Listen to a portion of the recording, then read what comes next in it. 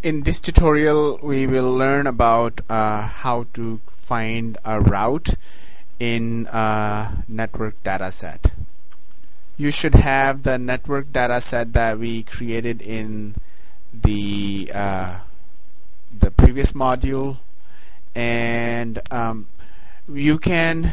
the exercise that we're going to do right now, you can do for the whole network dataset, but because this is too much data, we will do it in a small area around UNLV campus. So I'm going to zoom in to the UNLV campus area and even further zoom into just the 2 blocks in the campus area. Now in order, as you can see, that the roads are not the streets are not visible, so I'm going to change the line color so that these streets are visible. Now in order to find a route in a network, you will create a new route. So go to the network analyst menu in the toolbar and create a new route. Once you click a new route, you will see that in the table of contents there is a route that has been created, and it's this is the name of the route that can be changed, and it has several parts to it. Let me close these so you can see each part. It includes stops, point barriers, the route itself. It has line barriers and polygon barriers. So the stops are where the route should pass, are considered as stops. You can add stops by using the create network location tool in the menu, and let's do that to kind of see how this works. So click the network location tool, and now notice how the pointer has changed to a flag and a crosshair. So suppose that we are on Flamingo, and I believe this is Eastern intersection, and so if you click it, it will create a stop here, which would be our starting point. So let's create a starting point right there by clicking it, and you will see that the first point has been created.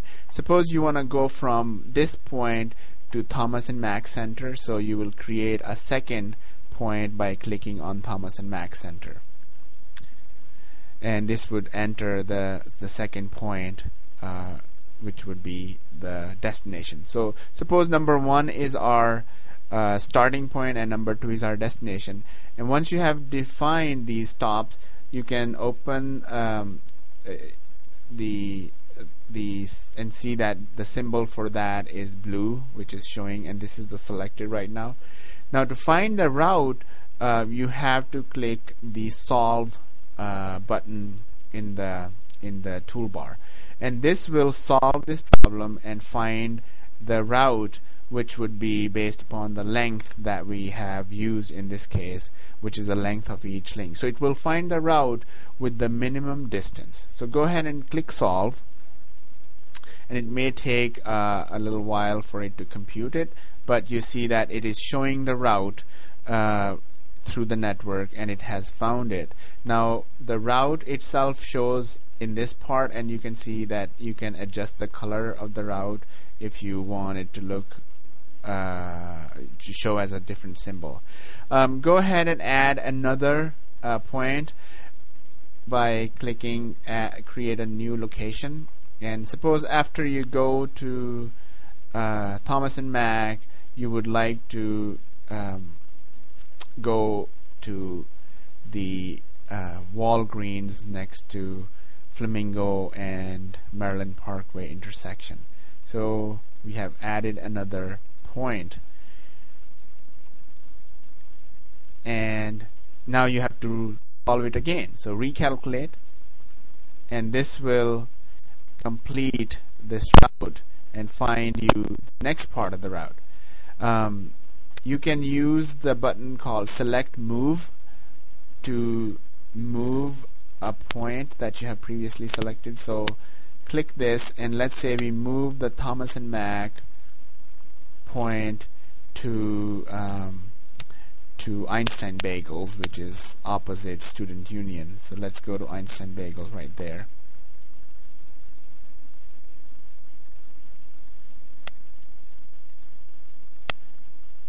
Now we have moved point number 2. So now, since we are trying to come from number 1 to number 2 and then to number 3, we have to solve it again. And if you solve it again, it will find a new route for you to go from point 1 to point 2 and then from point 2 to point 3. So you see how you can use the route finder, and you can find routes between different points. Now, if you look at that there are other types of information available here. For example, barriers. You can put restrictions on routes, and for example, one of the roads is closed. Now, in order to do that, there's a button called Show Hide Network Analyst Window. Let's click that, and you will see a new window appears which shows for the route. It shows the 3 points that we have created, but it also shows that there are no restrictions. These zeros indicate that there are no restrictions at this point. So let's go ahead and add a restriction. If you click restriction and again go back to create new network location tool and click that, this will add a restriction. Suppose that the Flamingo Road is closed at this point, and let's click there to add a restriction. Now notice this has added a restriction on this road. So technically we can't travel this. If you recalculate, it will find a new route without taking into consideration that that road is blocked. Now you could have other type of restrictions too, for example line type barriers or polygon type barriers. So let's add a polygon type restriction. Suppose we have again you have to click this and you have to create a polygon. Suppose this area is flooded. So let's say because of some flood event I create a polygon and this whole area is flooded. So at the end you can double click and this will add a restriction of flood. Now you can take, if you solve it again, you will see that it will find a new route for you, taking into consideration the flooded area and the restriction. Now you can add scaled restrictions as well. Now by adding scaled restrictions, we mean that you can have traffic which is slowed down. If the length, we are using length, so we can't really use scaled restriction. But if we were using time as a cost function or cost field for different links, you could add a scale cost, and you could put that this link is half. It is taking double the time that it normally takes, and that way when you're calculating the route it will take that into consideration. Or you could add scale costs at the intersections. So I hope this gives you an idea how to use the route tool in the Network Analyst to find routes between different destinations and starting points, and also having multiple intermediate points. Keep in mind that when you put multiple points, the route will be found based upon what's the numeric order of these numbers on these stops. So that concludes this tutorial. In the next tutorial we will learn about the service areas in a network analysis.